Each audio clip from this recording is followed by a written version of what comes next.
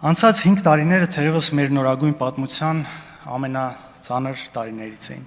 Արցախը հայթափվեց, շուրջ 150,000 մեր արցախցի հայրենակիցներ զրկվեցին իրենց հայրական տնից եւ հարազատների շիրիմներին այցելելուց։ Սակայն ողբերգությունների այս շղթան չի ավարտվելու,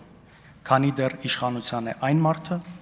ով կարող էր կանխել 44-օրյա պատերազմը, բայց չարեց, ով կարող էր կանխել Արցախի կորուստը, բայց չարեց, ով կարող էր կանխել հազարավոր հայրենիների զոհվելը, բայց չարեց։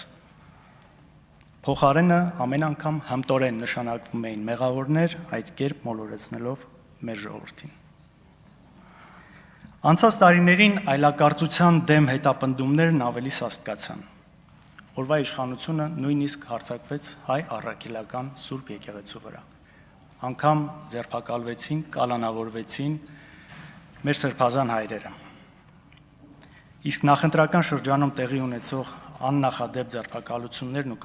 կալանավորումները, համոզված եմ, աննախադեպ էին նաև ոչ միայն Հայաստանի, այլ միջազգային քաղաքական պրակտիկայի տեսանկյունից։ Այս ամեն ինչին գումարվեց նաև անգրագետ կամ միգուցե գիտակցված արտաքին քաղաքականության այդ քայլերը, որոնք բերեցին նրան, որ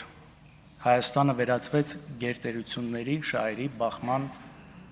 կետերից մեկին։ Որպես ընդդիմություն, սիրելի հայրենակիցներ, մենք դեռևս չենք հասել մեր նպատակին,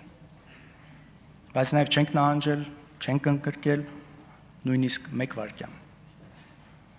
Մենք եւ բազմաթիվ այլ ընդդիմադիր գործիչներ այս տարիներին ենթարկվել ենք հալածանքների, ապօրինի կալանավորվել եւ խոշտանգվել։